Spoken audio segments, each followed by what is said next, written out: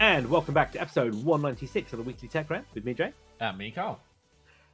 Well, Karl, how you doing? I'm all right. Packing bags, getting ready to leave.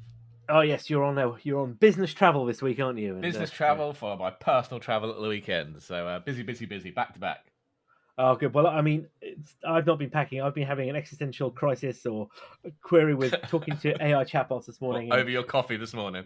Over my coffee this morning, having a discussion with AI to understand and discuss what about the rise of an AI superintelligence, whether or not that can be responsible for the lack of communication with advanced technical civilizations in the universe. I mean, I would argue we have enough trouble talking to each other, let alone anyone else. I should probably credit that I was reading a published paper by Michael Garrett this morning. It just it's probably better to credit these people, isn't it? And, it wasn't just your own thought experiment, no. Well, no. I mean, I went down a rabbit hole, and then I found this research paper as I was reading. And to cut a long story really short, basically the concept is that we have, the Fermi paradox, isn't it? It's like, where the hell is everybody? If you look at the number of stars in the galaxy, the universe, and then the number of planets, blah blah blah, there should be, should be, based on pure mass alone, there should be other life, not necessarily intelligent, but there should be other life. Been looking at, haven't they? But never found anything. So then the argument is that there's this thing called the Great Silence hypothesis of why we can't hear anything, and there are loads of variations on it. The Great Silence could be down to that they've come and gone. We're at the wrong stage. Signals aren't strong enough. You name it, etc., etc. Yeah. But this scholar, this researcher, basically his theory is that could it be a superintelligence, ASI, artificial superintelligence, that could that be behind that? Why we haven't heard that civilizations get to a point where they develop ASI, and that goes down one of several different pathways that could lead to self-destruction, could lead to isolationism, could lead to the ASI taking over, and that's what the conversation I was having with the AI this morning. So very deep, I guess. For reminds a morning me of conversation. Is it Wally? That's what we're all going up, cruising around on a giant space yacht, just lounge around by the pool while the AI does everything. Well, I mean, yeah, what happened there though. Eventually, we fell off our large mobility scooter things, didn't we? It was nice when it lasted. Whilst consuming all the data on our iPad-esque device. But you can see it happening, couldn't you? If they start taking all the jobs and stuff and doing all that kind of stuff, we've got AI with robotics, and what do we actually do at that point? What is our job and our function? Do we just have fun? Well, yeah, I think, and this actually is a really good segue into something that came up in the UK this week. So in the UK this week, I'm sure you're aware, but perhaps our listeners, Keir Starmer and the government decided that they basically want to remove some of the constraints or restrictions around AI investment in the UK. And basically that they want to, and I quote, unleash AI across the UK to boost the economy, boost growth. And they say that there's vast potential for overhauling public service in the UK, development plans, and so they have this new action plan called the AI Opportunities Action Plan, and apparently they're going to commit £14 billion, which, according to the government, again, take these figures with a pinch of salt, it will be over 13,000 new jobs will be created. Right. Okay. And they've got an AI advisor to help this. Have they chosen someone that knows anything about AI? I don't. The guy's called Matt Clifford. I must admit, I haven't looked up his credentials, but I'm going to go out on a limb and assume that perhaps he does. My assumption would have been no, looking at anyone else that's in government. Well, perhaps.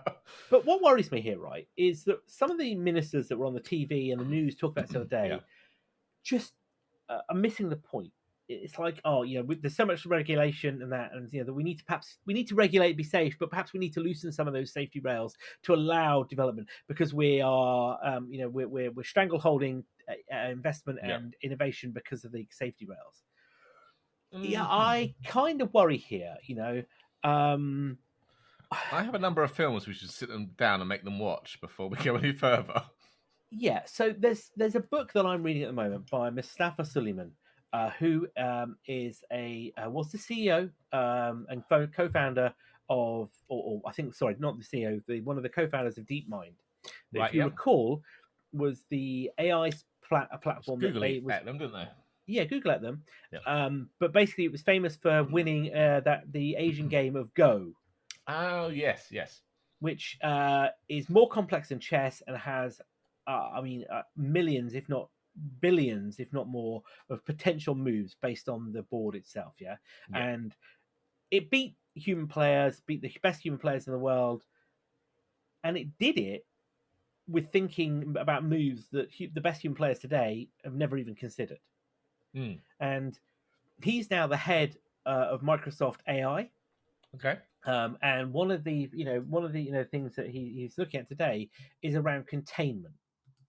And his view is that we need to have containment on Yep. AI. That Sounds doesn't sensible. mean that you lock it up in a box and you don't do anything with it, No.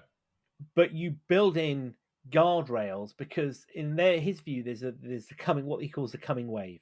And that if you look at humanity as itself, technology from the plow, everything, every part of humanity has had technology, whether it was stone tools Yep. to where we are today. But each of these waves gets shorter, because if you look at it, let's take a good example. There were people born in the 1800s who rode horses or went Yep. horse carriages, but when they were in the latter stage of their life, traveled on in cars and aeroplanes Yep. and things that didn't exist when they were No. children. But if you look at it today, if you look at the AI leap, that wave is massively shorter. And if you think about the rise of transistors, you think about, what's it? The human hair is what, nine? Is it like the human hair is something like 90 or 100 nanometers, isn't it? I think. Yep. And today we're building transistors at 2 nanometers, which is at almost a subatomic level. Yeah. And and Moore's law, wasn't it all about, wasn't it, that the number of transistors will double every 2 years, wasn't Yes. it, on Yeah, on that the was thing? it. But we're at a stage now where Moore's law we've surpassed Moore's law Mm. effectively. But the problem we hit, and I think we talked about this ages ago with some of the fabrication models that TSM and TSMC theory and Intel were at, was the fact that how do you now surpass the subatomic? So much, basically, how do you get around the physics problem of Yes. these transistors being so small, isn't it? Yep. And therefore, the wave of that, if you look now the AI wave, and the technologies that we're looking at today in AI needs to have containment put in around it. And one of his examples is nuclear weapons. They were built with containment in mind, yet we've lost nuclear weapons. We've only ever launched nuclear weapons once in anger. There is natural containment around that, but there isn't easy containment around um, these technologies, particularly AI. And the other one he's kind of worried about, which I guess goes hand in hand, is synthetic biology as well. Which I guess probably think about Neuralink, isn't it, with Musk. So yeah, I think there's a lot of things here to unpack, and I know that was a massive preamble of Yep. that one. But the UK worries me, because I think that we, as a country here, are saying that we need to do more in AI, and AI is going to be great, and it's going to make jobs, and it's going to be brilliant. Yeah, it is, all of those things. But if you don't put those guardrails in place, I worry where this leads. Don't you? Yeah, always. We were child brought up with the likes of Terminator and Skynet and machines going rogue. So you jump to those kind of possibilities, of course, because what we were brought up with. But there are a lot more fundamental issues, aren't there? Especially where it puts people out of jobs. And I Yeah, know because jobs change over time, but if you have AI teamed up with advanced robotics and they are physically doing all your jobs as well as virtually, then where does that leave us? yeah, and so to kind of give that a point, so the government's proposals, and if these have been outlined, these are on a BBC article, was saying that AI will be used by the public sector to do less admin and deliver services. I'll come back to that one in a minute. Several AI growth zones will be created with new data centers and projects and new jobs. Well, we're pretty much doing that already, because all of the big players have got large data centers in the UK. They're invested heavily Yep. in creating sovereign cloud capabilities. So the other one will be AI will be fed through cameras around the country to inspect roads and spot Oh potholes. God. That's not really innovation because let's be honest, AI is already doing that today. But we also Um, that's fixing a problem that's already there, or looking at the wrong part of the problem regarding potholes and roads. yeah, because surely investment We would have been better report in potholes; they never get fixed because there's no way to actually fix the potholes, or Yeah, they I'd have get done argued. in a poor way, don't they? They're 2 months later, it's a pothole again. Yeah, I'd argue investment in infrastructure is probably better there. AI is not going to fix that. Yeah, then the other ones are teachers and small businesses were highlighted to use AI for faster planning and record keeping. Yeah, do you know what? AI as a teaching companion, I think, is phenomenal Yeah, sure, definitely. because I was talking to a colleague of ours who was saying about they were using AI as part of their MBA. And what they were doing was they had some complex things, and they were like, basically, to AI, explain me like I'm five, that kind of Reddit Yeah, something. yeah, I do like that sometimes. It's good. But it was like it basically condensed stuff that they were like, right, I get that. God, I've spent half an hour reading a textbook, scratching my head, but my, I've got it. And like AI could be a very useful teaching companion to do that. And then the ones around AI is already being used in hospitals for diagnosing cancer and other things, and we know that's happening today. The medical Yeah, breakthroughs with AI to do that. The one at the top though about admin is interesting because if you look at AI today, we're already seeing this massively. And I heard on the radio the other day, this was saying there was somebody on a phone-in show was saying about, they gave an example, and I can't accredit this, so take it as it is. Was saying about there was a lot of financial law firms that are using AI now to take all of the data from the stocks, the investments, all of the the financial earnings, all that kind of stuff, and use AI to generate reports. And this yeah, traditionally was done by graduate level entry into their firm as some of the lowly jobs. I know it sounds terrible, but to gain experience, you'd write those reports that were sent to investors. But yes. AI does it now because it can just do it. And they were like, well, so the question was then, well, what are those entry level people doing now? And I think Well, yeah, that's where you got to be careful is that you take away a whole raft of jobs, but you need then to give humans another task, don't you? You need to make yeah. sure people are doing something else. And Um, at the moment, I mean, I'd argue that yes, that's great. Like you mentioned, the teaching and stuff. It's great for condensing and helping with the teaching, but you still need the teacher there, there's someone that actually Absolutely. understands the subject. Just because AI still hallucinates, doesn't matter how many guardrails and prompts you put in, you still get weird results turn up sometimes, which sound plausible to someone that doesn't understand. I'm Well, sure, say, yeah. when you're using it for spotting cancer, I'm sure an email doesn't just go out to a patient saying, hurrah, you've got cancer or not. It goes to a clinician first who actually goes and validates and checks it before speaking to, the patient. Well, this is it, isn't it? But That is it. AI has a way of sounding plausible, doesn't it? it well, I guess there is that air of superiority, isn't there? Yeah. It's a bit like talking to somebody that presents themselves as an expert, appears to show the right credentials, the bona fides, Yeah. you know, you believe them. And I know this sounds terrible, but it's that kind of the man who turns up in the suit and tie and presents himself well. It's considered, or I say man, woman, I should be, sorry, to be Person. more Yep. inclusive, person who presents themselves, you wrongly because of societal reasons, perhaps look at them to be knowledgeable or better, higher standing in society, when the reality is they're probably not. And I think that's the same again. If you look at it from a perspective of the AI, it presents itself as all knowing, all knowledgeable, and provides you with these complex answers or simplification of complex answers. And you're right, you're taking it right. And the problem is with generations today who are exposed to technology at such an early age Yeah. aren't perhaps being equipped with the skills that allow them to do the critical thinking to say, hang on a minute, Yeah. that isn't right. Yeah, I don't exactly. And know. that's still something we fundamentally teach our kids. My eldest is, he's 15 now. He plays around with OpenAI, but I have to keep saying it's not always right. It's not No, always it's a right. tool. Do your fact checking. But yeah, I kind of worry that those skills won't be there because we'll just rely on the tool, and the tool isn't always right. But this then I think becomes part of that educational aspect of it. That it's a bit like the old adage of Google when Google first arrived, wasn't it? Google's brilliant, but to use the phrase, it's garbage in, garbage out, isn't it? Yeah, If you put rubbish search questions in, you're going to get the wrong results. And I think that's very much the same at today's point with AI, where it is a glorified chatbot, isn't it? Effectively, Yeah. if it's all about the prompt, and the construction of the prompt and what you tell it is going to give you the response back. Yeah. But but I just worry schools still seem to be ill-equipped to even teach computing, let alone going into AI. I bang my head against the wall. It's like, you do computers at GCSE level for the last year and a half, and we still don't know fundamentals of networking. Do you know what? What a router is and stuff like that. And you're like, well, what? Yeah. And do you know what was terrifying as well? Is I took my eldest, who's starting secondary school, this year. Yeah. And we did these school visits, and we went to one of the secondary schools, and we went into one of the, in inverted commas, computing rooms. Was it all Chromebooks? No, they were actual computers. Yeah, I think they were Dell or HPs. Okay, I can't remember now. Yeah. But on the side, they had one of the teaching assistants, who probably was young enough to be my own child, had stripped a computer down, and I looked at it and I realized that basically the parts on the desk were older than this person. Right, okay.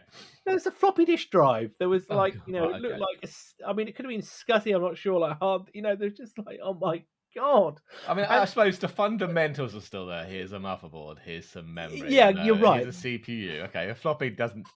But it was just like, bit my niche God, now, but yeah. And it's like, and they were like, there was like, they were thinking it's a CD drive as well, which I granted, I get you as the fundamentals, but you're like, that's great, but when any of these kids are going to touch a floppy drive?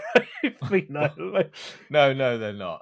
Isn't that the save icon? Yes, that's the save icon. Now, let me tell you a history lesson about where it came from. Yeah, and I think, looking around some of the posters on the walls as well, especially in this country, where I don't think we teach computer science at the right level at all. But we've gone off on a huge tangent, and I apologise. We should get back to the stories. But I think I think it was this show's the weekly tech rant, and we don't rant enough. And it got me thinking this morning. It really got me thinking, and I've got so many ideas swirling around my head this morning. I don't know where to put them. Right, back on track. So let's talk about TikTok. We're going to talk. I'm going to say Lego. That's a good word. Valve, you are upsetting everybody. We have dipped the rumor mill and dredged the rumor mill and pulled out a bucket of a couple of things we know, and it's not all Apple this week. No. So we're going to talk Nintendo there as well. But let's kick off then with one of the ongoing stories of the last year, and one that I think may or may not get impacted with the incoming presidential change later this month. So this, of course, is TikTok, isn't it? And the ban that has been rumbling on for some time. Yes, old ByteDance been in the Supreme Court this week, haven't they? They have. Yeah. So they've been obviously fighting their corner, because obviously the rule that's out there now basically says if you've not done anything by January 19th, TikTok is banned, and your only option really is to sell the company to a US company.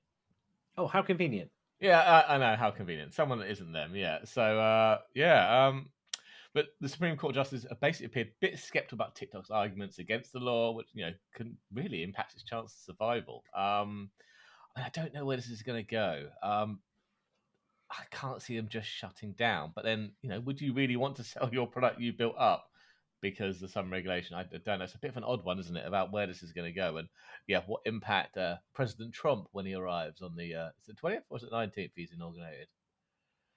20th, yeah, 20th. 20th, yeah. Yeah. So I think you're right. I mean, the underpinning argument for the US government is saying, isn't it, is that they feel that the Chinese government effectively owns ByteDance, don't they, or have a large influence into ByteDance, which because of the spread and the breadth of what, that's a good word, popularity of TikTok, that they could, in the court's wording, weaponize TikTok at any time to hurt the United States. I mean, if weaponize means start a new dance craze that affects the teenage population of the United States to, I don't know, walk around in some kind of weird motion, I'm not sure. Isn't this what Elon Musk has done with X, basically? Yeah, I think you're right. I think this is more around the geopolitical angle, isn't it, of spreading or subterfuging information and creating or inciting I guess, harmful Yep. practices. And I think you have just hit the nail on the head, because Musk has gone power crazy and is promoting, you know, incorrect information. He is, responding to tweets. And I'm going to say tweets because they're not X's, are they? They're responding to tweets. A good example of that is obviously in the UK at the moment, where Oh he God, is, yeah. Stay out. well, he's basically stirring up, between information between the Reform Party, which is the kind of pro. Oh, I don't want to say nationalist, because it's not the right word, is it? No. But the Reform Party, which used to be the UK Independence Party, and Farage. they Farage, they are, and he's kind of was backing them, but then he started to talk around a convicted person who has been convicted for multiple crimes, particularly around racial hate, isn't it, and other things. Tommy Robinson, who isn't his real name, which is always amusing me, and who is currently, I think he's currently serving prison time, isn't he, Tommy Robinson? Yeah, I think so. And but he is somebody that has been part of the nationalist movements in the United Kingdom. He's an anti-Islamic campaigner, very far right. Quite frankly, in my own personal opinion, not a particularly nice individual No, who not at all. who has involved with the kind of the fringe of society, which I think we don't really want in this country or anywhere, quite frankly. And Musk was saying in some of his tweets, wasn't he, that I think it was basically why was he arrested and why was he in prison, that kind of stuff. Which then, because Nigel Farage kind of distanced himself, didn't he, from those Yeah. comments, Musk then kind of was saying that Nigel Farage should be removed as the Reform Party leader, because there was talk, wasn't there, of him creating a UK entity to allow for political donation of up to £200 million, or so was rumored, wasn't it, Yeah. into Reform Party. Yeah. This is just It's maddening. dangerous. It is. But yeah. So getting back to the whole TikTok thing, though, so obviously Trump has changed his mind and looks like he may want to save TikTok. But when he came in last time, he was very much against TikTok, Of wasn't course he? he He was. was He saying, tried to force through. Who was buying them? Was it Oracle? yeah, he was trying to force through that, wasn't it? And then they kind of got a stay of execution when Biden came in, didn't they? Yeah. But I mean, so this is the argument that if this gets done, there's a very good chance, according to TikTok, that on the 19th of January, TikTok could effectively close down, stop working. Yeah. But then on the 20th, it can start working again if Donald Trump decides differently. Yeah, then, as the Justice, Sonia Sotomayor said, look, basically, we can't see anything happening. TikTok's basically closing down on the 19th. Even if Trump brings this back, it's still against the law, and Apple and Google can basically fine £5,000 per user, dollars per user, for anyone they grant access to TikTok on the App Store. So Apple and Google would probably pull TikTok from the app stores, leaving it kind of effectively dead, even if Trump's bought it back. But would that, if you've already got it on your device? Yeah, you'll probably find probably new downloads. But also, they mentioned, say, that the statute of limitations is 5 years. So even if Trump comes in and then he's replaced by someone else, in Trump's term, if someone else comes in, they can still retrospectively go back and charge Google, Apple those 5,000 per user. Could he not overturn it with an executive order, though? I don't know. Possibly. I'm not 100% on US law here, so I'm just going on what the article said and what the justices were saying. But I don't know. It's all a bit of a mess, isn't it? It is. It is a hell of a mess, and I really do wonder how this is going to play out, because if it gets banned, I can see the Chinese government indirectly getting involved somehow, through diplomatic terms, or not necessarily because they're running it, puppet master. I mean, but from this is a Chinese company that is a US entity, and all of these things that are saying it's unlawful and that, and I don't know, it just seems that it's very anti-Chinese, and that's the way it's perceived, isn't it? Especially against a prominent Chinese company that's been very successful worldwide. Yeah. Well, We are days away. In fact, we're only 6 days away from the inauguration The on the madness. 20th, which is going to be Monday, the 20th of January. Um, that let's see if that's the biggest inauguration ever, because I think, was it last time Trump had his inauguration? It was meant to be the biggest inauguration ever, wasn't it? Wasn't quite that, but I suspect this time round it may be very different. Yeah. But yes, we are a week away from the return of Donald Trump and quite possibly the end of the world as we know it. Yep.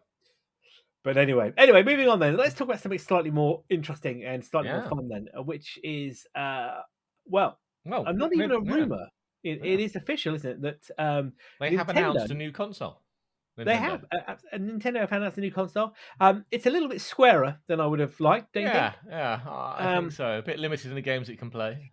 But I was always a fan of this. But so coming later this year, in fact, in October this year, there is going to be a brand new Game Boy released. Oh yes, can you Yep. believe it? I mean, New who Game didn't Boy. love a Game Boy? However, if you drop this one, it's going to fall to pieces. Bits of it everywhere. Bits of it everywhere. Yes, we are talking Lego. Nintendo have announced a new Lego Game Boy, haven't they? Obviously, in collaboration with the Lego company there. We don't know much. It was just a little hint on, was it Instagram? Yeah. It was that it is coming up to October 2025.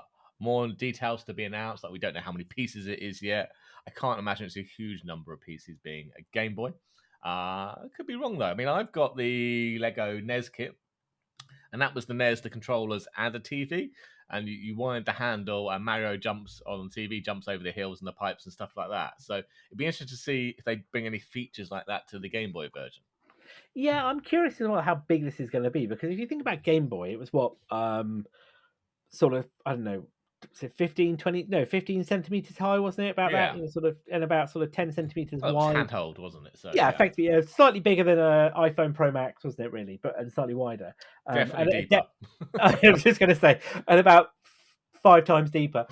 So yeah, I'm curious to know what are they, because that on its own is a nice build, but it's not a big build, is it? As you say, No. And the one you've got really does work nicely. As you say, you can. But the biggest, most common part of that wasn't the NES; it was the TV. Yes, that was right. Yeah, Which yeah. was a bit that took all the time there. But the NES does, to me, look life size. From what I remember, it looks about the same. So it's got a cartridge you can slide in and out and stuff like that. So I'm curious. Unless it comes with a load of cartridges that you have to build and put in, I don't know. We'll Look, see. it's Nintendo, it's Lego. I'm down for it. Thank you very much. I'll add that to the Christmas list. Add that to the Christmas list, indeed. But we'll see. We'll come back and tell you a bit more about Nintendo in just a minute. But yes, Yeah. definitely, yeah. And I'm gonna say, I'm gonna get another new console. It have to be. Yeah, yeah. And so something else I would like adding to my Christmas list: Half-Life 3. Here we Hang on a go minute. again. Oh, come on! It's not happening. You know it's not happening. Don't know. We said that last time. And it wasn't Half-Life 3. We got Half-Life Alyx, and it is an incredible game.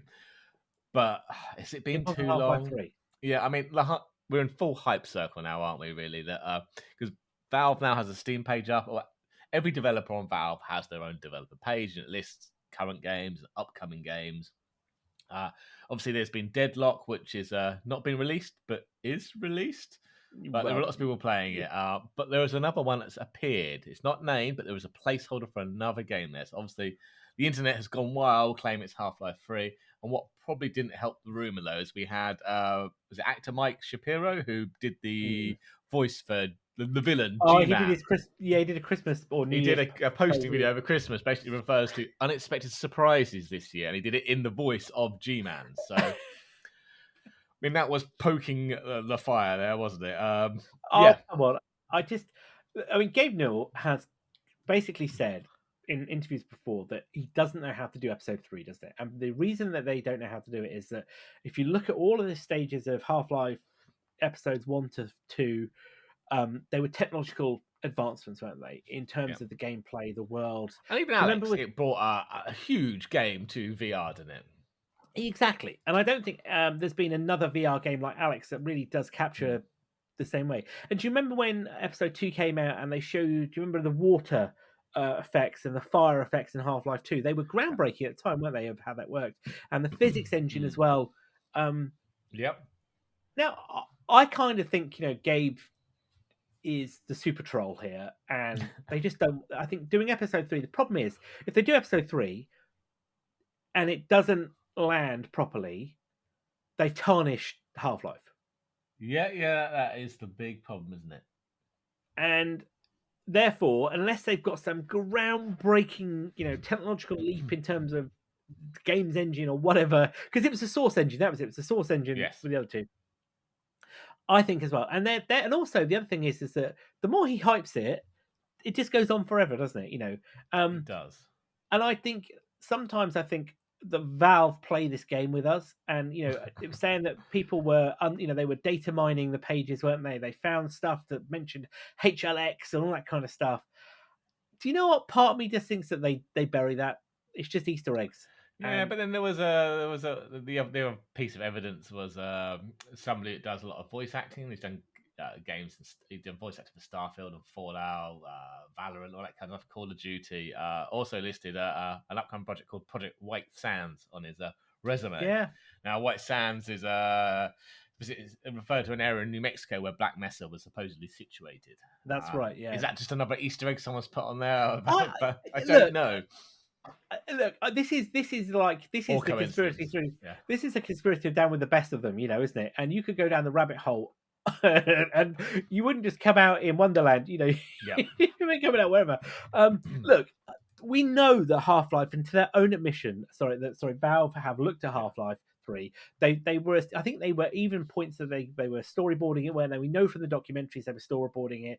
We know that they were looking at certain avenues, and we all know that we want it to be in where was it, the Borealis, wasn't it, the Borealis, the ship that do you remember in Portal, where it showed you the kind of, it connected the two worlds, didn't it, Portal and Half-Life, because they were competing companies, weren't they? Black Mesa and what was the company behind Portal? I can't remember what it's called now. I don't know. But they were the same world, weren't we? Know they were the same world. They were the same world, yeah. But I don't know. Just for me, and nostalgia's a bitch, and I'm sorry to say that. The problem is, unless this comes out and it is unbelievably amazing, I still stick to my point that it will just be like terrible. And I just have flashbacks of Duke Nukem. Duke Nukem 3D. Was that 3D? Duke Nukem Forever was Forever, wasn't it? Which was the last one. And when that came out, it was like, okay, so ancient. Yeah. Is that it? It's like, so I'm going to tell you now, super hypocrite. I'll be the first one to buy this if it was released. It'll be announced next week, and Jay will have already pre-ordered it. But I just can't see it happening. No, I don't know. Look, maybe I'm wrong. Look, I'm happy to argue this one. I just don't know. I never expected them to do Half-Life Alyx, and it was a really, really good game. But I suppose there must have been that worry at the time that what if it didn't land properly? I mean, it did. It's a great game, but I suppose it was limited in numbers to people who actually had VR headsets. Yeah, and the other thing as well, the Alyx story didn't tread new ground, so to speak. It was weaved in with it was weaved in with Half-Life 2 episodes, wasn't it? Yeah. So it was basically you were playing, a different side of the Half-Life 2 story, weren't you? Yeah. And then there were just key moments that kind of overlapped and stuff like that, wasn't there? Exactly, which was great. Don't get me wrong. Absolutely great. And I think it was an amazing game, and one I've still not completed. All right, we need to go back and complete that one. But yeah, absolutely. But it is. I think we're just on. It's too much. I think also with Valve have got to a point now as well as where they don't need to put games out anymore, do they? No, they make enough money from Steam and they're just rolling in it. Yeah. I mean, where does Gabe Newell? Doesn't he still live in New Zealand? New Zealand, yeah. Did he's come back, has he? I don't know. I mean, I don't follow his personal travel. He's still in New Zealand. Well then, okay. Well, that's probably a good place for us to. Oh, where's the soundboard gone? Oh, hang on a minute. Here we go. Professional as always, Joe. Do you know what? I just too early in the morning, not enough coffee. to tell you not enough coffee. Okay, so the other week we talked about the iPhone SE4 and we talked about the M5 Pro, and as we talked actually towards the end of last year, I think. We can't remember exactly when, but we talked about the rumors around the use of the A17, didn't we? Pro chip, yeah. Pro chip going into the next generation. Well, according to our favorite, Apple, what do we call him? Speculator? Mr. Gurman. Mr. Gurman, he is suggesting now that the next iPad, and I state the entry level or base iPad, which is going to be the 11th gen, can you believe that? Yeah. Will leverage the A17 Pro chip, which means that it may not get the full set of Apple Intelligence then. I don't know. So this will be the same A17 Pro and 8 gig of RAM that's in the recently released iPad Mini, isn't it? So we've basically now just got an iPad Mini with a bigger display. They are, for all intents and purposes, identical devices, or will be identical devices when this is obviously released. I don't know. I think the A17 Pro is also what's in the iPhone 15, isn't it? And as far as I'm aware, that was getting the full set of AI features. So I imagine the iPad and the iPad Mini will as well. Obviously, no dedicated AI button, but I think they get the full lot. But I mean, regardless, this is still going to be a big upgrade from the iPad 10th generation, isn't it? I think that had the A14 and 4 gig of RAM. So big upgrade in performance. And playing with my Mini, I've not had any slowdowns. I mean, lovely to have an M1 or M2 in it, but would it fit in that package? I don't know. Well, I think the A17 chip is not far off the M1 in terms of performance, is it? I don't think it's very, very nippy. No complaints there for everything I do on the iPad Mini.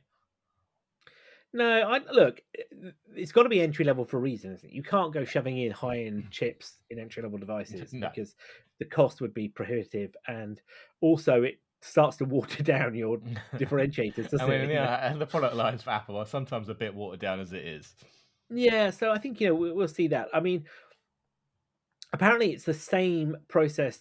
So the same fab process, isn't it? The first gen 3 nanometer tech, isn't it? Yeah. So I mean, are these going to be the same A17 chips, or are we looking at a variation on that, which I think is unclear at this stage, isn't it? But look, I mean, it is what it is. It's going to still run very well. We know that, as you say, the A17 chips are pretty sweet. With 8 gig of RAM on that as well, that's quite a nippy little device. And as an entry level device, most users, it's going to be a great device. And if you're upgrading from let's say an 8th gen or a 9th gen, it's going to feel exceptionally quick, isn't it? Yeah, and if they can get that in at around the same price the current 10th gen is selling for, then brilliant. Which, to be fair, they have on many occasions, haven't they? The price of the entry level iPads hasn't really risen too much, I've noticed. No, I think the Mini went up by about $50. Yeah, I think So yeah, look, I don't think this is a shock. No, but I think I think the problem is if they put the M chips in it, that would have been more of a shock to see an M chip in it. Yeah, I think that's the problem because you've got to kind of differentiate that, and therefore having the M chip in the high end iPads. Such as the Air, which is, let's be honest now, we know that the Air is basically the sub Pro model, isn't it now? Yeah.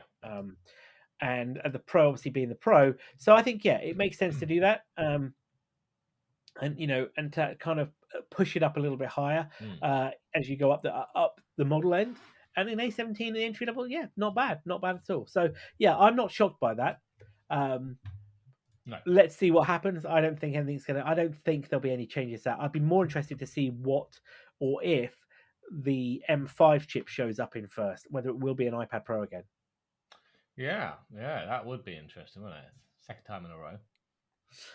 Yeah. So, talking of new consoles, then we mentioned earlier about the brand new Game Boy, which we're both going to buy. I know we are. I've just said that. I've committed us. Yeah, exactly. Get my money out. And I bought.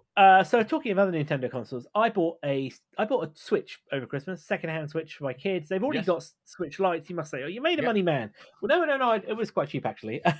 I bought them a standard Switch, not the OLED, the first generation, so we could play as a family.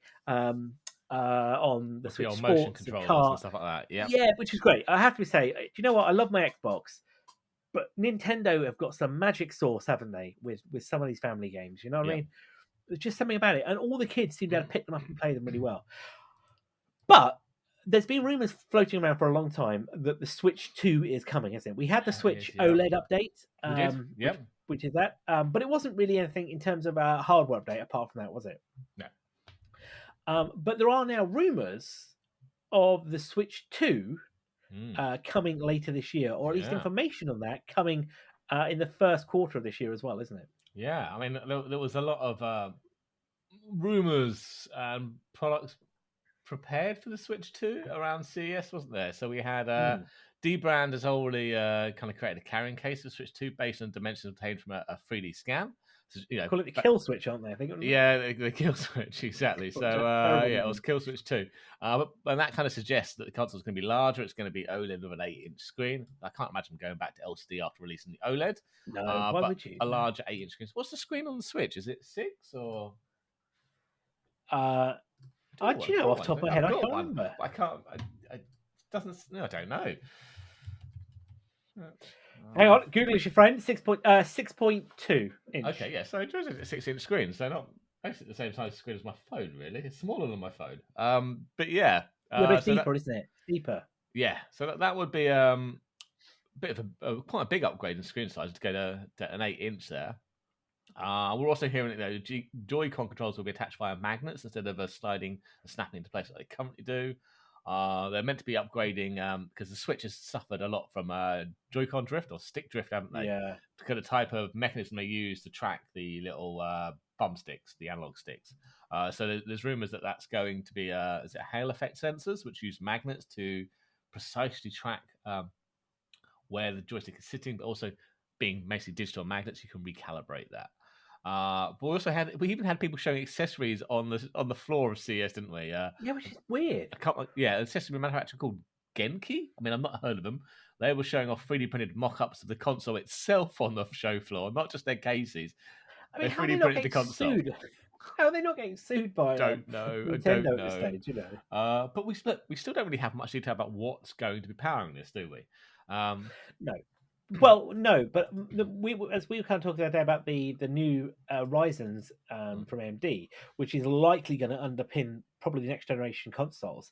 It's very likely again that we're probably going to see AMD here. We know 99% sure it's not going to be cutting edge. This is Nintendo. No, because it's never cutting edge. But they have committed to the next Switch being backwards compatible with all their games. So if they went with AMD, they'd have to do emulation, wouldn't they? Because the AMD is an x86, and the current Switch is based on ARM with an NVIDIA GPU. So yeah, ARM is so either they're going to be using emulation with maybe, like you said, like the AMD chip, or they will be doing another ARM CPU with an NVIDIA GPU to give that. Well, because the ARM what's going to give more bang for buck, isn't it? Yeah. I don't know. I mean, I imagine an ARM CPU with NVIDIA GPU might be a bit cheaper than doing the AMD. I no idea on this one. Well, don't forget, at CES the other week, Lenovo announced their latest handheld, didn't they? The Go S, which interestingly runs a licensed version of Valve SteamOS. Yeah, well, Valve have kind of basically released that. They said later on in, is it April or May, that we knew that was going to happen. SteamOS basically so you can install it on pretty much any handheld, more or less. Yeah, very clever move there. Yeah. Well, they tried this before, didn't they, Valve? What were the consoles they tried releasing? Oh, the Steam. Do you remember? Yeah, they did. They had the controller, didn't they? Yes, I had that. It doesn't work anymore. Steam Machine. The Steam Machine. Steam Machine. And there were several manufacturers, including Alienware, weren't they, that were involved in that? Yeah, but they were far too expensive, weren't they? That was an early attempt at Linux-based OS, wasn't it, really? It was, yeah. So, I mean, it's good to see that coming on. Yeah, and that Lenovo, by the way, runs AMD Ryzen Z2, apparently, which is a specific Lenovo processor. But that's got 16 gig of RAM and a terabyte SSD. So I wonder where, given that the storage on the Switch isn't always an issue because of the cards, and these are meant to be, or rumored at least, be fully backwards compatible, aren't they, with existing Switch games? Well, Nintendo said it's going to be backwards compatible. Yeah, so I wonder, is RAM? I mean, RAM is the one that puzzles me. Are they going to go for higher RAM on these things? Oh, I imagine that's the cheap option, isn't it? Just to stick more RAM in it. Yeah, I think you might be RAM's right. not Yeah. expensive. I don't know how much RAM's in the Switch, but I'm going to guess it's not much. 2 gig? A gig? Maybe? I really bet it's minuscule, I bet. Yeah, it'd be interesting to see. But I think the rumors here are, it is true. We know the Switch 2 is coming. It has to come. And it's probably, I mean, the Switch is it's got to be their most popular console, surely, in modern times. Definitely. Look, and the one thing that I'll be interested to see, what will be the price point? Yeah. That's gonna be the price. That, because we know this. Nintendo is like gold, isn't it? It's the intrinsic value of Nintendo games is it just stays there. It's like, how do you do it? It's just get me right. If you were to take the Switch and the really low specs it's got, patch it up on it's a Sony console, a Microsoft console. People look at it they go, 50 no, quid. you're having a laugh, aren't you? I'm not paying 300 quid for that or 400. Put Nintendo on the front. Yeah, sure, here's my money. It's like, I don't get it. It's like weird parallel universe we live in there. It is, and it's just absolutely bizarre. I just wish, the residual value of Nintendo, I wish I could apply it to other things in my life. Definitely. Oh, God. Well, that's probably a good place for us to wrap up for today. We'll be back next week, episode 197, that we take out with all of the latest tech news, rumors, and everything else, including probably large tangents. We'll go down. Of course, you can find us wherever you get your podcasts. We're on all of the socials, including YouTube. And with that, I've been Jay.